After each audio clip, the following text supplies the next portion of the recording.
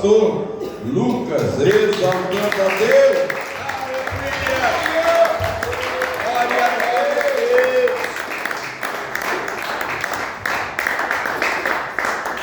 Glórias a Deus. Também quero saudar a igreja na paz do Senhor Jesus. Amém. Louvado seja o nome do Senhor. Eu estou grato ao Senhor nosso Deus por nos conceder a oportunidade de estarmos aqui em sua presença nesta noite, para juntos glorificarmos, bendizermos e exaltarmos o seu santo nome. Digno é o Senhor de receber louvores e glórias para todos sempre. Louvado seja Deus. E nós temos a oportunidade, o privilégio de estarmos aqui reunidos nesta noite com este intuito de adorar a Deus. Amém? Amados, desde o princípio Deus tem trabalhado grandemente em nosso meio nesta noite, pelo seu Espírito Santo. Desde o período da oração, nós percebemos que o Senhor Deus, Ele tem tratado conosco acerca de nós herdarmos o reino do céu, acerca do que nos falta, o que nos impede. E quando o Senhor nos fala o que nos impede de herdar o reino do céu, será que isso nos deixa triste, ou será que isso alegra o nosso coração? Porque é a oportunidade de nós nos consertarmos. E neste momento o Senhor, pela sua graça, mais uma vez, Ele irá nos mostrar em particular e coletivamente o que nos falta para nós herdarmos o céu. E nesta noite, se nós não endurecermos o nosso coração, nós sairemos para a glória do nome do Senhor, com a nossa vida transformada pelo poder do nome de Jesus Cristo. Amém. Vamos abrir a nossa Bíblia na Epístola de Paulo aos Romanos, capítulo de número 8, no verso de número 1 a seguir. Epístola de Paulo aos Romanos, capítulo de número 8, no verso de número 1, para a glória do nome do Senhor. Você que pode, glorifique a Deus, adore ao Senhor, aleluia. Você está na casa do Senhor, no lugar do derramamento da glória de Deus, e o Senhor Jesus é quem está aqui nesta noite para trabalhar em nosso favor, aleluia. Glória a Deus. Epístola de Paulo aos Romanos, capítulo 8, verso de número 1. Quem encontrou diz amém. Amém. Graças a Deus. O título é A Nova Vida Debaixo da Graça, segundo o Espírito de Santidade e Adoção. Nos diz assim a palavra do Senhor: portanto, agora nenhuma condenação há para os que estão em Cristo Jesus, que não andam segundo a carne, mas segundo o Espírito, porque a lei do Espírito de vida em Cristo Jesus me livrou da lei do pecado e da morte. Verso 5: porque os que são segundo a carne inclinam-se para as coisas da carne, mas os que são segundo o Espírito para as coisas do Espírito. Porque a inclinação da carne é morte, mas a inclinação do Espírito é vida e paz. Porquanto a inclinação da carne é inimizade contra Deus, pois não é sujeita à lei de Deus, nem em verdade o pode ser. Portanto, os que estão na carne não podem agradar a Deus. Vós, porém, não estáis na carne, mas no Espírito, se é que o Espírito de Deus habita em vós. Mas se alguém não tem o Espírito de Cristo, esse tal não é dele. E se Cristo está em vós, o corpo na verdade está morto por causa do pecado, mas o Espírito vive por causa da justiça. E se o Espírito daquele que dos mortos ressuscitou a Jesus habita em vós, aquele que dos mortos ressuscitou a Cristo também vivificará o vosso corpo mortal pelo seu Espírito Espírito que habita em vós. Glória a Deus. Senhor, bendito Deus e eterno Pai, nesta noite nós estamos em Tua presença, mediante a Tua santa palavra. Grande é a nossa dependência, a nossa total dependência do Senhor, da Tua misericórdia e da Tua graça, mas desejosos estamos, Senhor, para juntos aprendermos do Senhor, por intermédio desta maravilhosa palavra, esta palavra que o Senhor nos assegura, que ela não torna para o Senhor vazia, mas ela cumpre o propósito, o projeto para o qual ela foi enviada. Eis-me aqui, Senhor, que o Senhor, pelo Teu Espírito Santo, me enquadre no projeto de edificação da Tua palavra, para que eu a receba e ela me transforme, para que ela venha a nosso encontro neste momento e nos transforme para a glória do Teu santo nome. Nós te oramos em nome do Senhor Jesus. Amém. E graças a Deus. Podemos assentar glorificando e exaltando ao Senhor. Aleluia.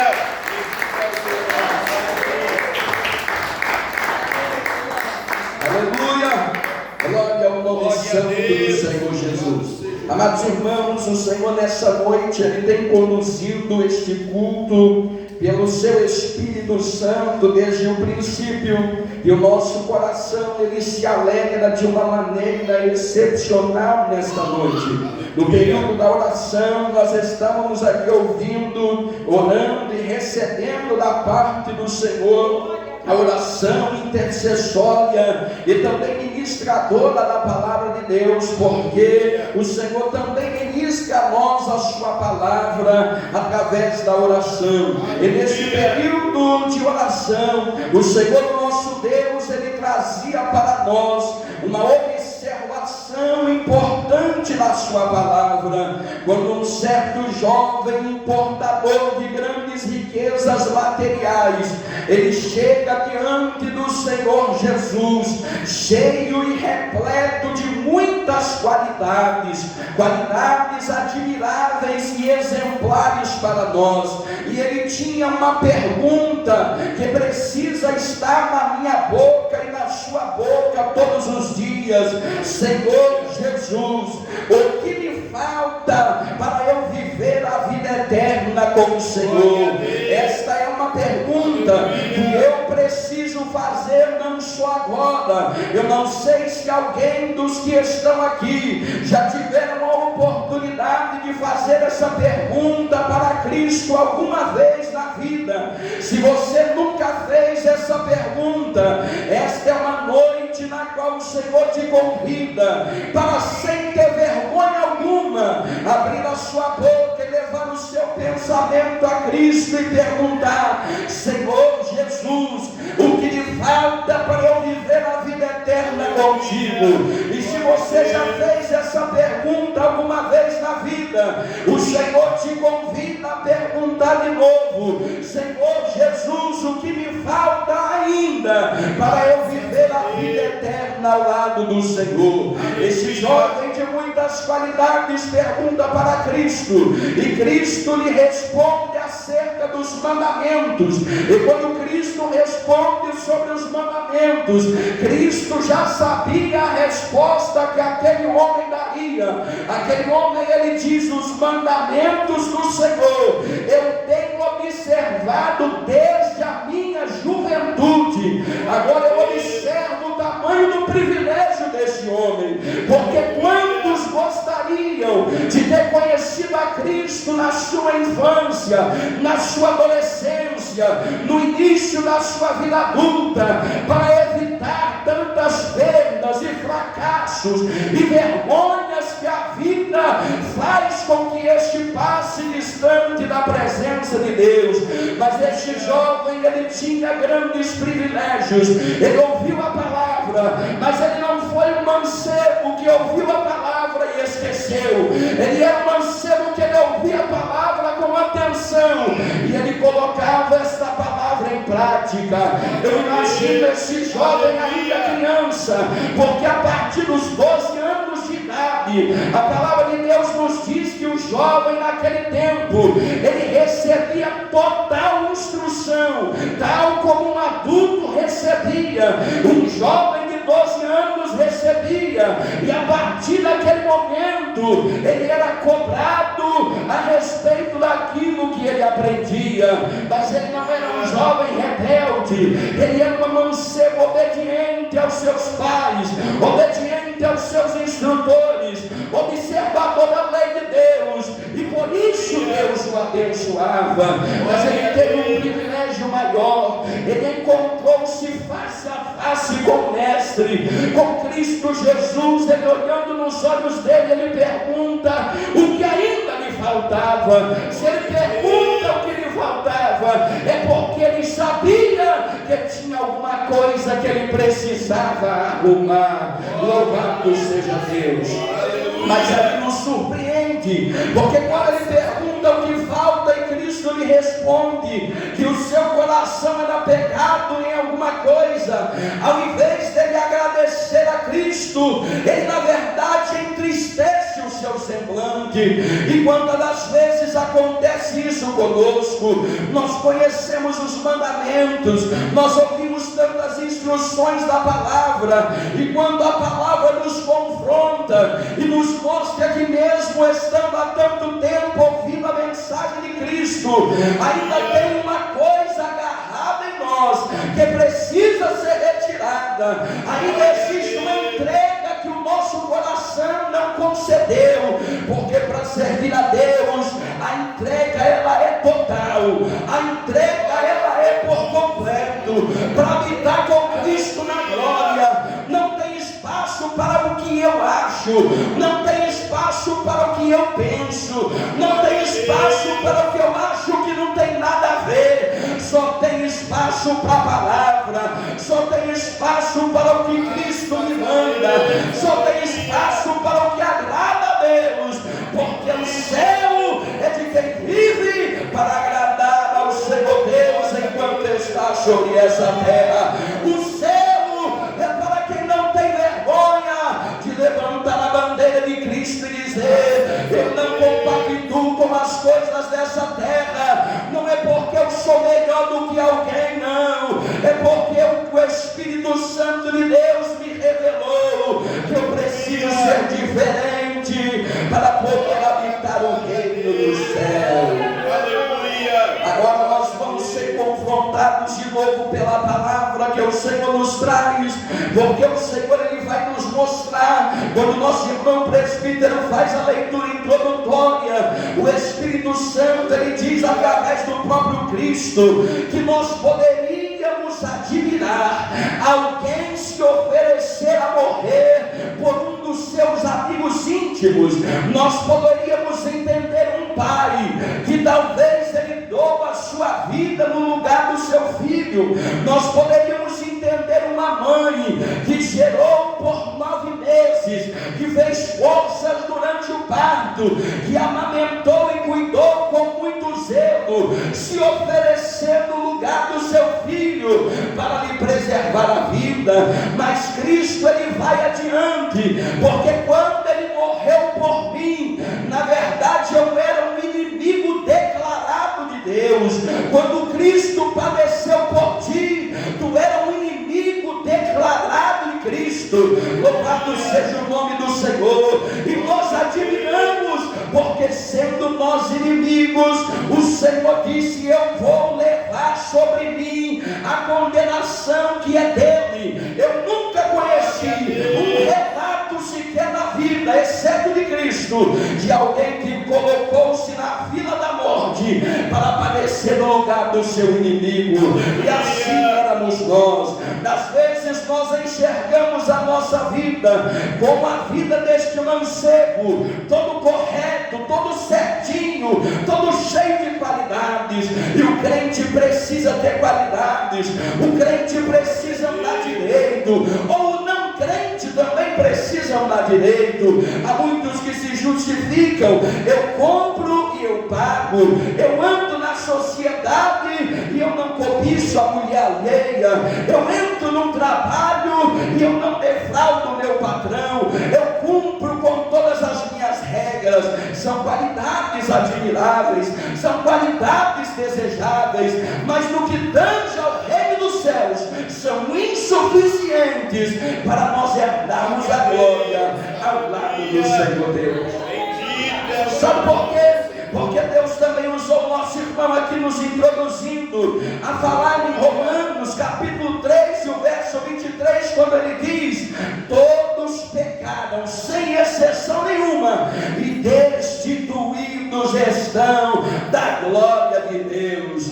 Eu nasci num berço evangélico pela misericórdia do Senhor. Eu recebi a instrução da palavra pela misericórdia de Deus. Ao longo da vida vamos consertando a nossa vida pela bondade do Senhor, mas eu também me enquadro na posição de um pecador. Eu nunca estive isento da lei do pecado, e se eu não tivesse recebido a Cristo como Salvador, eu estava perdido como todos os demais, porque privilégio que Deus nos dá não exclui a nossa qualidade de pecador. Todos pecaram, destituídos estão da glória de Deus. Você pode ser bonzinho, você pode ser bonzinha, boazinha, mas se não receber a Cristo como Salvador, no céu não tem vaga, porque o céu tem vaga para quem entende que só tem jeito de chegar diante do Pai, se reconhecer que precisa de Cristo e não tem mediador nenhum entre Deus e o homem, senão Jesus de Nazaré. Tem muitos que costumam chegar quando tem problemas e dizer: pastor, olha para um pastor, um presbítero, ele diz: me unge, porque através da unção o pecado é perdoado. É verdade, está registrado na palavra, mas não é um coitado como nós que ungindo o pecado sai. Não é por isso, é porque Deus decretou que por intermédio da imposição de mãos e oração e unção, Ele interviria e perdoaria o pecado. Amados, é uma questão urgente nós entendemos que nós precisamos de Cristo. Quando nós observamos o semblante dos servos e servas de Deus, particularmente eu consigo observar um brilho diferente, tanto que quando infelizmente um dos nossos irmãos ou irmãs se afastam da presença de Deus, que a gente encontra com a pessoa, o seu semblante é um semblante totalmente fechado. Quem serve a Deus sabe disso. Nós só temos um semblante aformoseado, e eu não estou me referindo às qualidades físicas que o mundo vê, porque essas qualidades não me interessam em nada. Eu estou dizendo o semblante que você olha no rosto e você vê uma formosura que não é da terra. Você vê um brilho que o homem pode lustrar a cara, mas ele não consegue alcançar. Nós enxergamos um rosto que reflete a glória de Deus através da presença do Espírito Santo. E se nós sairmos da presença de Deus um dia sequer, que Deus nos guarde nesse momento, mas o nosso semblante será 100% diferente. Porque o que traz brilho na vida do crente é só Cristo, e não tem ninguém mais, não tem ninguém que poderia intervir em nosso favor. A palavra de Deus nos mostra que antes de Cristo vir, havia muitas tentativas de apagar o pecado. O Senhor Deus separava um sacerdote para cuidar 100% do exercício da sua obra, de interceder pelo povo, mas havia um problema que ninguém poderia resolver na ótica humana. Quem fazia intercessão pelo perdão do pecado também era um pecador. Quem fazia intercessão para que o outro pudesse ser perdoado também precisava receber perdão. Mas Deus olhou desde o céu, Ele teve um projeto soberano. Ele pega o seu unigênito filho, Ele faz ele se tornar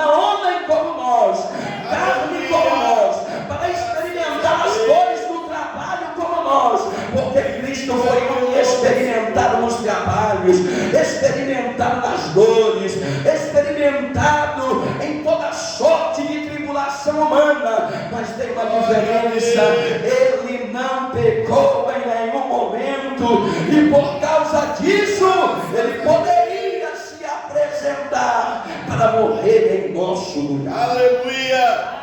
E tudo isso antecede o capítulo de número 8 deste livro. O apóstolo Paulo faz esse registro. Cristo vivendo então a sua vida na terra sem cometer pecado. Quando chega o tempo da crucificação, ele assume os nossos pecados todos. E Deus não suporta o pecado. É por isso que quando Cristo ele estava na cruz, ele clama com uma voz muito forte. Ele diz: Deus meu, por que me desamparaste? E na verdade, naquele exato momento, o próprio Cristo estava apartado de Deus. Como assim? Ele era Deus também em forma, sim, mas o amparo do Pai lhe tinha sido retirado, porque naquele momento ele assumiu os nossos pecados. Os nossos pecados estavam nele naquele dia. Eu não era nascido, mas ele já tinha levado os meus pecados. É por isso que hoje eu posso levar as minhas mãos aos céus e render graças e glória ao nome do Senhor Jesus, porque ele não negou-me naquele dia, mas ele levou as minhas dores, as dores que eu não poderia suportar. Ele levou as suas dores, as dores que você não poderia suportar. É por isso que, se você quiser sair sofrendo nesta noite, você tem total direito. É você quem escolhe receber ou não receber a instrução de Cristo. Mas tem uma notícia boa: se você quiser deixar o peso do pecado aqui hoje no altar, não é porque eu estou aqui, não, é porque aqui está Cristo a te chamar. O peso do pecado pode ficar aqui hoje, e você pode sair cheio da presença do Espírito Santo de Deus. Bendito é o teu nome. Cheio da presença do Espírito Santo de Deus. Aleluia! É por isso que quando chega nesse capítulo de número 8, o capítulo de número 8 ele começa com uma conclusão. O apóstolo Paulo ele diz assim: olha, portanto, agora nenhuma condenação a ele. Está falando agora, significa então que ele fez uma explicação anterior. Essa explicação que o Senhor nos permite refletir nela. Ele diz: portanto, agora nenhuma condenação há para os que estão em Cristo Jesus. Portanto, se nós recebemos a Cristo de verdade, e se nós vivemos uma vida para aperfeiçoarmos na presença do Senhor, nós cremos com o coração totalmente aberto e com confiança em Cristo, que nós não passaremos por condenação, porque Cristo levou a condenação sobre si. Glória a Deus! É por isso, amados,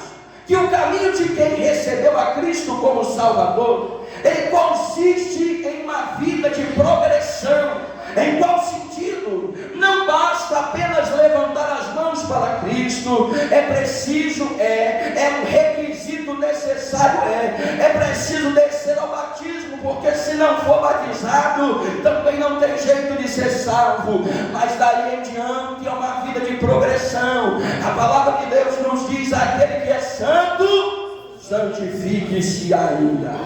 Aquele que é justo, faça justiça ainda. Tu tem andado em santidade com o Senhor Deus? Tem. Tu tem andado em santificação com o Pai? Tu tem. Porque se tu tem, vai continuando aí, porque a obra de santificação de Cristo, ela não cessou na tua vida, ela não cessou na minha vida. Se eu estou vivo, é porque Cristo me deu a oportunidade de me santificar ainda. Tem alguma coisa em mim que precisa ser transformada pelo poder de Deus. Aleluia! Quando nós observamos a vida de um homem chamado Enoque, a palavra de Deus nos diz que andou Enoque com Deus. E quando o Senhor fala assim, o Senhor nos diz que ele andou integralmente. E sendo Deus conhecendo aquele homem, vendo que ele estava 100%, o Senhor o tomou para si. e Enoque nunca mais foi visto. Portanto, se tem uma certeza em nós, é que ainda tem alguma coisa. Agora, se o Senhor me diz que me falta alguma coisa, eu me alegro ou eu me entristeço. Eu abro meu coração para deixar o Espírito de Deus trabalhar. Eu luto contra a minha carne ou eu deixo a minha carne me dominar. O Senhor te pergunta nessa noite: tu vai lutar contra a tua carne ou vai deixar os desejos do mundo te dominar, te derrubar? Mas se você quiser vencer, Cristo te dá força aqui agora para tu suportar e vencer com Ele. Bendito seja Deus. Aqueles que estão em Cristo não passam por condenação, que não andam segundo a carne, mas segundo o Espírito. O verso 2 da palavra nos diz: porque a lei do Espírito de vida em Cristo, em mais ninguém, me livrou da lei do pecado e da morte. E depois o Senhor vai nos dizer que os que são segundo a carne, no verso 5, só inclinam para as coisas da carne. No verso 8 ele diz assim: portanto, os que estão na carne não podem agradar a Deus. Não sou eu que falo, mas é a palavra quem diz. Eu posso gostar ou eu posso desgostar, mas isso não anula a verdade da palavra. O apóstolo Paulo, na operação do Espírito Santo de Deus, ele chega a escrever da seguinte forma: e se todo mundo na face da terra fizesse um motim para dizer que nós não vamos concordar com as verdades da palavra, a palavra ela vai continuar sendo verdadeira, porque a verdade que está em Deus não depende da minha aceitação. A verdade que está em Cristo não depende se eu vou concordar ou não. Deus é soberano e a sua palavra é verdadeira, e Ele nos diz nessa noite: ela vai cumprir. O céu passa, a terra passa, mas a palavra permanece para todos sempre. Porque o Senhor Deus vela pela sua palavra para fazer cumprir. E nós vamos finalizar com uma reflexão do final do verso 9. Mas se alguém não tem o Espírito de Cristo, esse tal não é dele. E aí nós vamos nos perguntar de novo: o Espírito de Cristo habita em nós? Ou dentro de nós habita o nosso machismo? Porque no coração que habita o Espírito de Cristo, quando eu ouço a palavra e a palavra me corrige, no momento da correção, eu posso até me entristecer assim que eu ouço, mas eu não viro as costas sem abrir o coração da palavra e sem tomar uma decisão com Deus.